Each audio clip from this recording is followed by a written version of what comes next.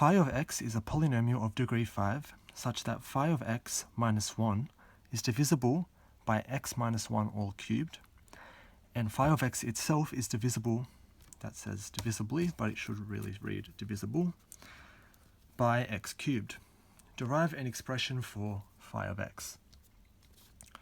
Okay, so phi of x, we're told it's a polynomial of degree 5, so the highest power of x should be 5. And we're also told that phi of x minus 1 is divisible by x minus 1 cubed. So therefore, x minus 1 cubed should be a factor of phi of x minus 1. Now, phi of x is a polynomial of degree 5. If I take 1 away from a polynomial of degree 5, I'm still left with a polynomial of degree 5. So here I have a factor which is a cubic. So to make up the degree 5, I will need another factor which is a quadratic. And that can be generalized as ax squared plus bx plus c. Great. And the next bit of information we have is that phi of x itself is divisible by x cubed. So, by the same logic, I have phi of x equal to x cubed times some other quadratic equation. Let's call it dx squared plus ex plus f. Okay, so these are the two bits of information that I have, and I need to derive an expression for phi of x. So I can substitute this phi of x value into here. So this is 1, this is 2, and I'm going to substitute 2 into 1. And what do I get? I get x cubed. Now I'm going to distribute this x cubed through here.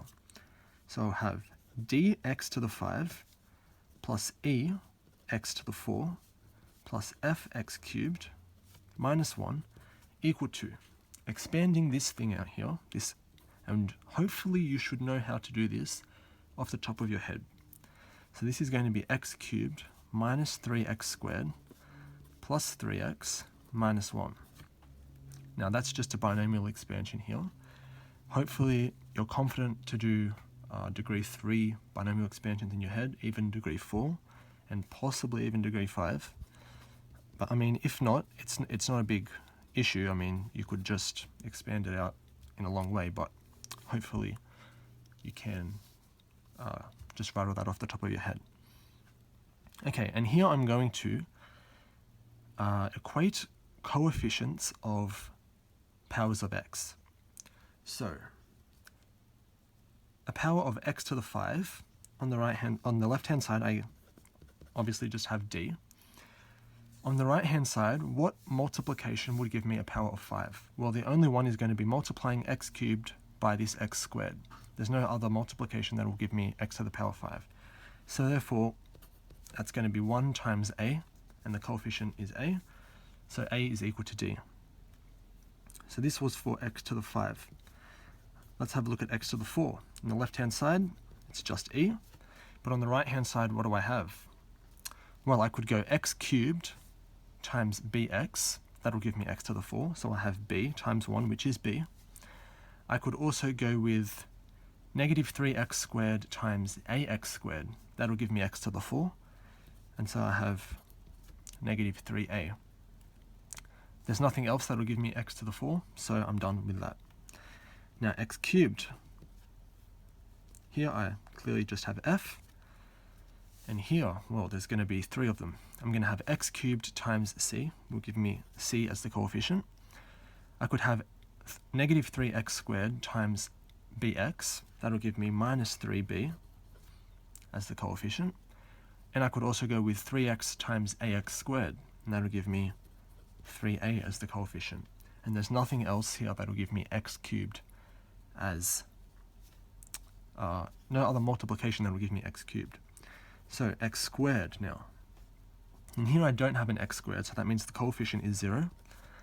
And what about here? Well, I could go with 3x squared, negative 3x squared, times c, so that's minus 3c. I could go with 3x times bx, so that's plus 3b. And that's all. No, I have also minus 1 times ax squared, so minus a. Yeah, I think that's it now. That's all we get for x squared. Now for x, which is x to the 1, again I have nothing on the left-hand side, so that's 0 as the coefficient. On the right-hand side, I have 3x times c, which is 3c. And I also have negative 1 times bx, which is minus b. And I'll just now write this as b equal to 3c. Yep. And for the constant term, so that's x to the 0. Let me write x to the 1 for that. But for x to the 0, well, this one's quite obvious. It's clearly going to come from negative 1. The constant term here is negative 1. And the constant term here is going to come from negative 1 times c, which is negative c. Which means that c is equal to 1. Now, if c is equal to 1, then I can have b equal to 3c, which is 3 times 1, so b is 1. 1 times 3, silly mistake, so it's 3. Okay, now what else do I have? I have anything in terms of c and b. Yes, I have a. Now here we can see that a is equal to negative 3c plus 3b. So all I did was move this a over here, and now I can substitute in my known values of b and c, and I'll get negative 3 times 1, which is negative 3, plus 3 times 3, which is 9. So negative 3 plus 9, which equals 6. So now I have a is equal to 6. So if a is equal to 6, then d is also equal to 6. That's good. What else? Well, e, I have b, I have a, so let me substitute that in. E is going to be b, which is 3, minus 6 times 3, which is 18. And so 3 minus 18 is negative 15. And e is negative 15. And the last one that I need to work out is f. F is c, which is 1,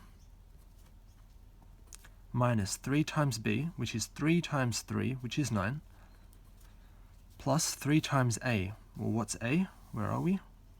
A is 6. 3 times 6 is 18. So this is 1 plus 18 is 19, minus 9 is 10, and I have a is 10.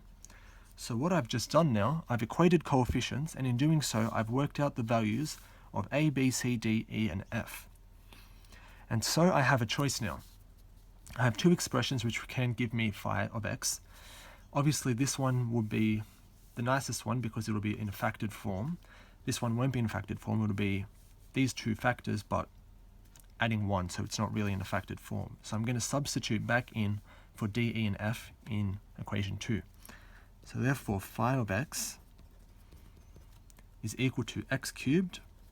Now what's d? We said that d was 6, 6x squared, plus e. What's e? Is negative 15, so I need a negative 15x, plus f. What's f? Where is it? F is 10, plus 10.